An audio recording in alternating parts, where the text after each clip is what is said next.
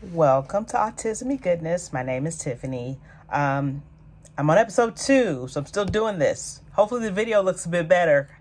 I figured out how to change some camera settings and got some better lighting. So hopefully this is a little temporarily better until I get an actual professional-ish setup.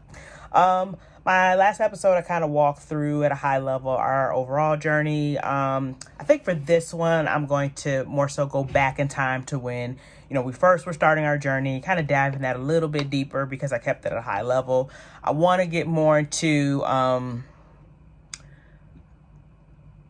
don't want to say emotions, but more so like just other things outside of, he can't talk. There's other things that went with that. And just want to dive a little bit deeper. And hopefully this will help somebody that is newly finding a diagnosis, or someone that you care about that is finding out about a diagnosis of autism, and kind of how you can support them. Just want to talk through again. This is my journey. This is my experience. Results may vary. But hopefully hearing kind of what I went through, maybe that'll kind of help spark some things and kind of what you're experiencing, or how you can help a friend, or I don't know, just knowledge sharing. That's what I want this to be, is just knowledge sharing. So I talked about, when he wasn't able to speak around 3, we started speech therapy.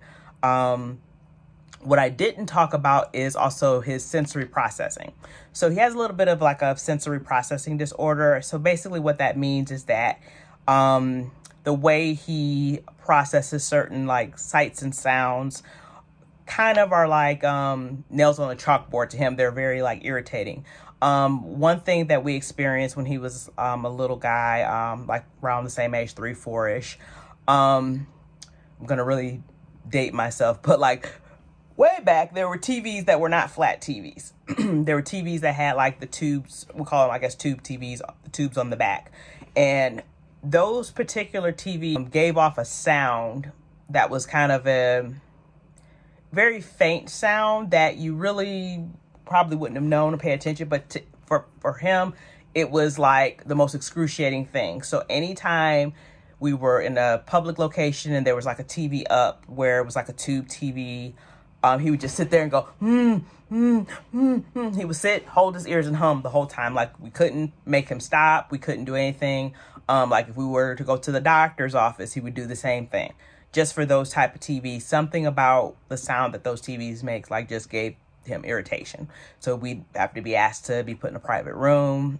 This is where you start to learn how to advocate, because they don't know, like, unless you tell them. So you got to really advocate for them, because it's really I've kind of learned in this journey, getting mad at people that don't know is really like a waste of time sometimes to me.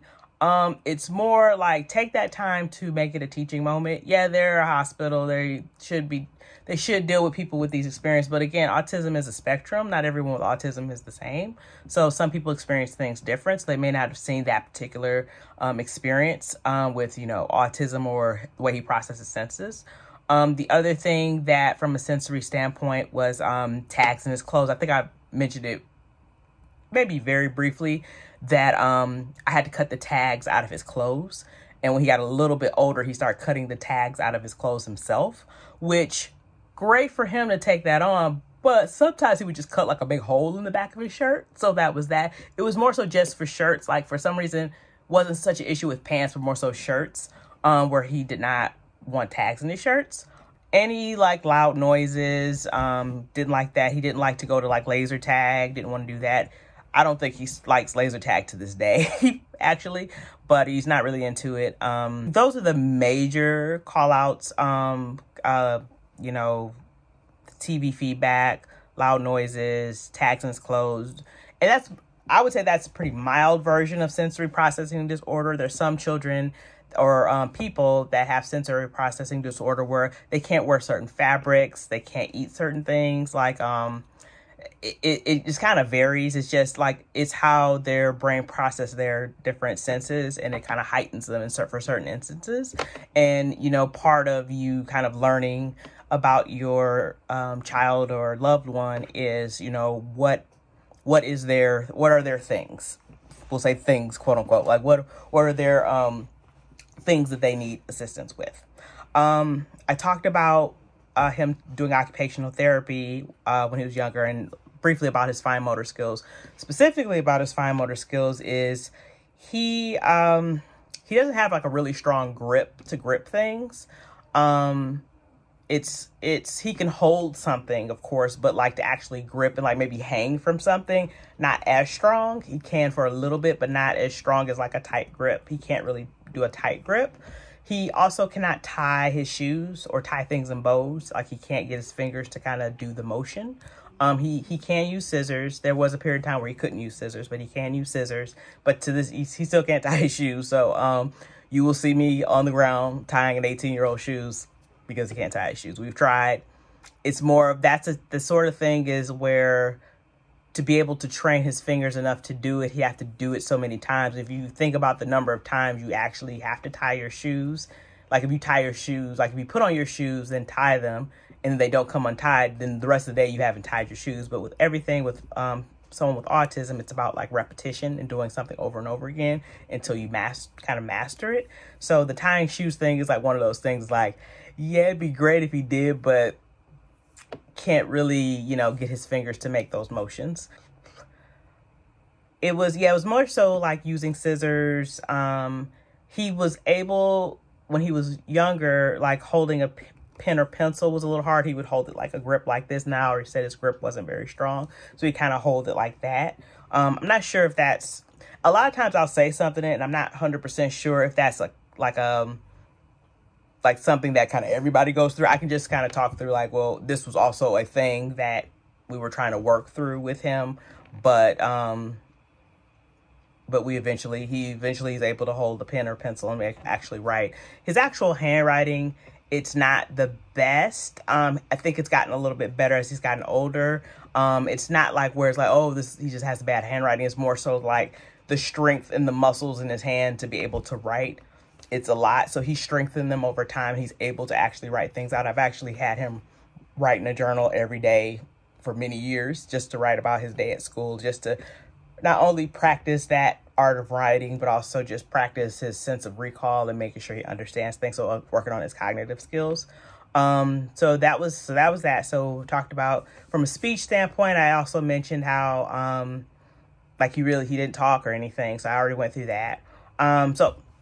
Okay, so now I'm going to get to other things. So I would say when you're first learning about your child and the word autism comes up, and I mentioned before you go through this, or I went through this, maybe more of a denial thing initially. And then the more you kind of go through and, have different experiences and kind of learn more about him, it's less about denying, or I often say trying to fix him. It's more of just, oh, he just needs this. And again, my experience is different. Like I said before, he's more in the middle of the spectrum. I know some people may have a loved one that is maybe lower in the spectrum, not as high functioning, and there are other challenges that go with that. But I feel you get to a point where you kind of learn that autism and it becomes your normal. And so like if in our little bubble, like everything seems normal until I go outside of the bubble and people are like, oh, what are you doing? So you get to know that. And then the other thing is like more so the outside influences. So my experience with James is I was learning about this autism world and, trying to explain that's, what he has, but not who he is. A lot of people felt it was helpful. Well, the first thing is the initial thought of autism. Everyone was piling heavy on the denial bus with me, which is not helpful because the time that I spent denying is time that could have been spent figuring out resources for him, which, like I said, it wasn't that long of a period, but it's just time. Everything's time, right? So I would say if you know someone, have a friend or a family member that's going through something similar with their child, instead of jumping on the denial bus like, yeah, no, he doesn't have it, like that's not really helpful or constructive. It's more so, well, let's talk about it. Let's figure out how we can help him, because that should be your focus. So regardless of what the diagnosis is, how can we help him? Let's focus there. I would say the other thing, a lot of what I got was, when he couldn't talk, he's just shy. He's a man of few words. Like, well, is he though? Because he's grunting, so he's trying to communicate. He doesn't know how to. So that's not super helpful. And I guess when you get to the point where, yep, that's what it is. He's diagnosed. He has autism. It is quite tiresome as a parent. I know I said before, it's like, you can take things as a teachable moment, but to constantly have to teach the same people over and over again about your child and like what he has it is exhausting. It's very exhausting. Yeah, it's exhausting. If you have a friend or loved one that has a child with autism, just try to, I think the most important thing you can do is ask, how can I help you? Because we're, as autism moms, autism parents, we're just kind of going through the motions. We're trying to figure out what's best. We're trying to figure out the next thing to try, the next treatment plan, we're always trying to figure out the next thing. So we're in that mode. So we're like, going in that mode, and we're kind of taking things day by day. And it's really hard to ask for help. You just don't. You just do it because that's what you're supposed to. You love your child, so you do whatever it is to help your child. So asking for help is a very difficult thing. You feel like a burden. And the best you can do for your friend or loved one that has a child with autism, just ask, how can I help? And don't make them feel like a burden. I don't think anyone's ever made me feel like a burden. That was always in my head. But it's just, you have to trust so many people while you're doing this, like strangers. And you have to trust everyone has the best intention. And hope everyone has the best intention. And it is just very hard to trust people that much. You can't be selective because you're just in that situation because you have to trust. I would say the other thing is that as a newly minted autism parent, you're going to get a lot of information. It's like information overload. So you might find that your like friends, family, or whatever, they're going to just start sending you just all the autism things. Well, look at this. Billy Joe had autism and went to college. Or Billy Bob or Susie May, they had autism, and you know what? They're valedictorian at their school. Hey, Jimmy, he's an artist and he can draw the whole skyline. I think I've got the skyline that kid drew. I think I've got that post literally 10 times. He has autism and he drew the skyline of whatever city by memory. Like, okay. Or, he can still go to college. I'm like, can he though? So it's, you're very much,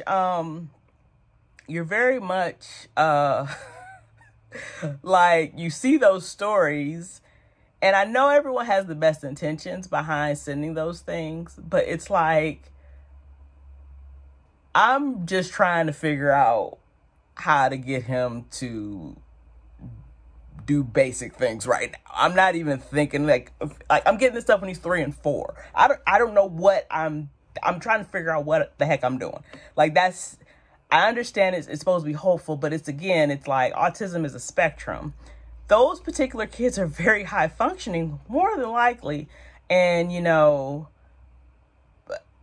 it's really not reality. Like you have to, you get to a point as an autism parent where you understand reality really quick and you know, okay, well, this is our reality. It's not negative. This is just our reality, and its success is just going to look different to us. And, you know, achievements look different to us. And there's nothing wrong with that. Like, just because he does not have a high school diploma or was not able to get a high school diploma doesn't mean anything less. It's just we're figuring out a different path for him. And I don't think a lot of people understand that early on, is that like, yeah, man, I'm just trying to figure out how to get him to say when, actually verbally communicate when he has to pee. Like, I'm literally just trying to figure that out. It's like, so or I'm just trying to figure out how to get him not to have a meltdown when he does this activity. I'm just trying to figure that out. I'm just trying to, you're very much taking it day by day, and you're very much, you know, you set goals, your initial goals, and you set those, and you're just trying to get through those. You're doing it in little sprints. Like they're like all the way. They got them in college. They got them getting a doctorate. They got them married with 5 kids. They're like, hey, slow down. I'm back here. Like I'm not even there. My brain can't even fathom that yet. And it's kind of hard for people to understand that, because it's like you, as an autism parent, you just have to just think differently. So yeah, you're going to get all the autism things. And again, everyone is very well-meaning when they do that, when they say those things, and the constant encouragement. But it's like, hey, we just try to figure out today? Like, can we just do today? Like, I just need today. If we can just get through today and get through the week, then I chalk that up as a success. So, yeah. I'm like laughing because I'm just thinking of all the things I've gotten over the years. And I'm like, yeah, that's great for that kid. I don't know what to say. But yeah, everyone has the best of intentions, I think. See what else? Another way you can, like I talked about supporting by, you know, just asking how I can help, is just be someone that just can listen, and just be someone like, because sometimes you just want to vent to somebody. I don't need a solution. I just need to get this out of me, get my feelings out, because this is hard and I'm still trying to figure it out. It's early. I don't know things. I'm trying to figure out things. I just need to get it out. I don't need a solution. I just need to get it out. So there's a lot of that. So yeah, I just wanted to talk about like support and like, the things you're going to get, and you're going to be inundated with, you know, these studies and this and that. Did you read about gluten-free? Did you read about, let's see, gluten-free, all the different diets. Did you see how cannabis can help someone with autism? I'm like, well, did you really read what that study was? Because it was more so because that kid with autism had troubles eating, and the cannabis was a help to increase his appetite. It didn't cure his autism. So yeah, a lot of people are going to try to cure your autism for you. A lot of Captain Save-ems, if anybody knows that reference. Another thing that that you might experience is that the language that people use around you. For example, like you never really realize until you're an autism parent how many people use the R word. And I'm not going to explain what the R word is, but you can use Google. A lot of people use it. I don't know why. And or use terms like on the short bus, or yeah. So my son actually takes a small bus to school because he's special needs. I don't know why that's a punchline, but he does. It's kind of cool because they pick him up right at the front door. So it's like, we always call it VIP curb service. So do with that what you will. But yeah, I just find that odd, and everything you just notice, everything is just heightened. And I tell you what, he's 18 years old, and I'm still correcting people about saying the R word. So still, like, yeah, like family. Yeah.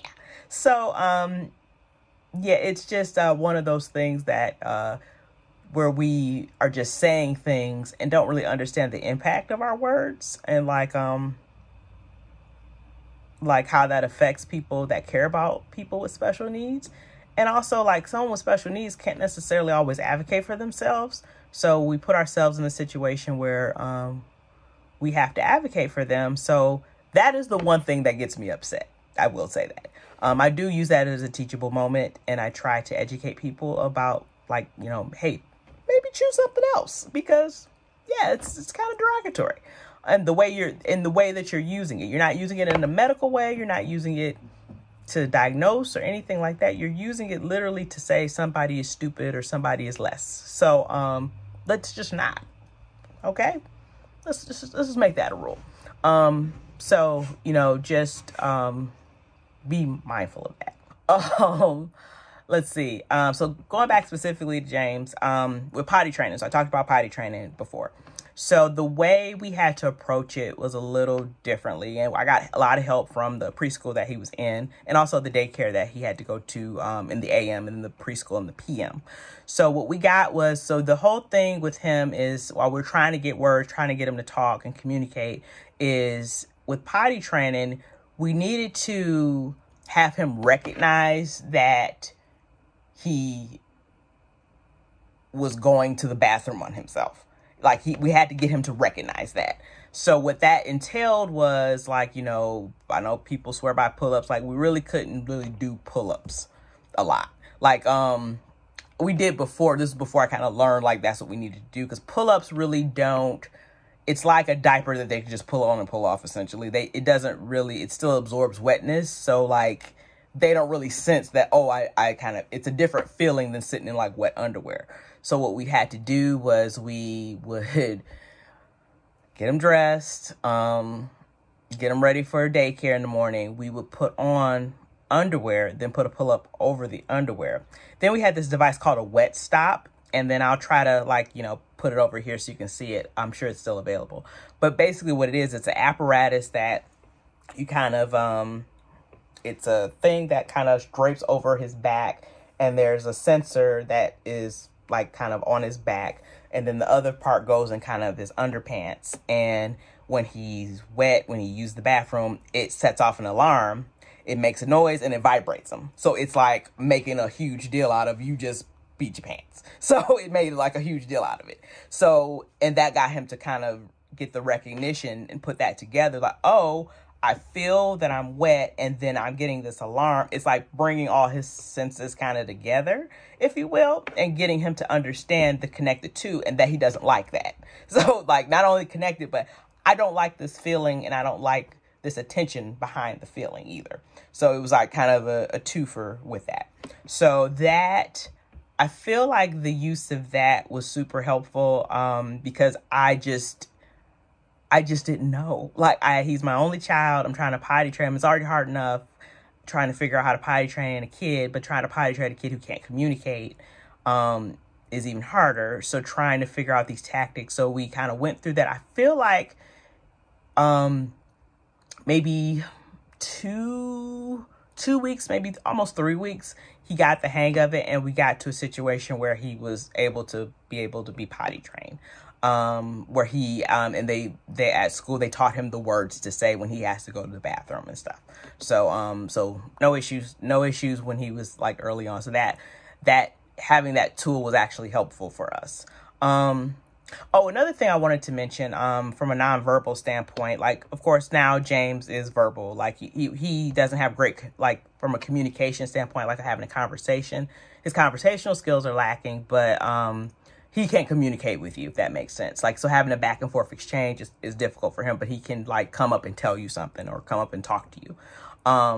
So from a nonverbal standpoint, and actually I had thought about this when he wasn't talking, is maybe trying to teach him sign language, because I've seen studies about this, like, years ago when we were going through this initially, that even though someone is not nonverbal, if you give them a device or a mechanism or a way to communicate, they're able to have some type of communication with you. It's just that they just don't have the mechanism to verbalize. So, like, if you're able to teach some sign language, some basic sign language, so they can give you something. I know there's some children and people with autism that are nonverbal that like to use an iPad to communicate. There's some that have like kind of more of electronic speaking thing that talks for them. So I guess the point is, if you have a child that's nonverbal, maybe try to explore some type of communication methods if it's possible. If they're able to do it, it's worth a try. But don't feel because they cannot communicate that they can't verbalize that they are not able to communicate. So that there is an option to you. And really for anybody, because just because someone can't talk doesn't mean they don't understand. Again, going back to what our neurologist said, his input is higher than his output. So that could be the case for someone that's nonverbal as well. Going back to James, from another thing we kind of experienced with him when he was around 3, 4, not talking, is that he could when he got words, he could identify the alphabet. We did not teach him the alphabet because we were just trying to get him to talk. He just kind of woke up one day and started pointing. We had a Buick Rendezvous at the time, and he started pointing to the letters and said R-E-N and just pointed out the letters and identified them. So my husband kind of looked at each other like, okay. So you know letters and you can say the letters, but you can't talk. So it was kind of anomalies like that. He could also read. James is a very good reader. Like, he can read things. He can show inflection when he reads. He's a very good reader. He can read like at a pretty decent level. It's the comprehension that he doesn't understand, which I find fascinating because he can like emote and like show inflection, but sometimes he can't recall or tell back to you exactly what, he just read. So that was something early on where he was like a very good reader early on. And I never sat and had to teach him how to read, how to sound out words. Like, he actually taught himself that. I remember with the alphabet, he had this toy. It was called like it was like a little toy school bus, and it had buttons for every letter of the alphabet around it. And when you tapped it, it sung a little song about the letters. So he kind of used that and he played with it pretty much all day and taught himself how to say the letters and like how to verbalize the letters with that. So that's what I'm saying is like, there's ways to get some type of communication, whether or not they can verbalize it or not. But it's just amazing. I find it amazing just how the mind works, how the brain works, and how it processes things. So that was just another kind of tidbit there. I think those were kind of the extras that I wanted to kind of come back to and revisit and just talk through a little bit further. Again, if there's anything specific that you want us to cover off on, please let me know. I think the next episode I might try to have a special guest. Not sure who it is yet, but we'll see who we can get that would want to be involved in our little journey here. If you like what you see, please subscribe. I'm going to try to do these every Monday, so hopefully schedules align and that works out. But until then, like I said, like and subscribe. Leave any comments, and we will see you soon. Thank you.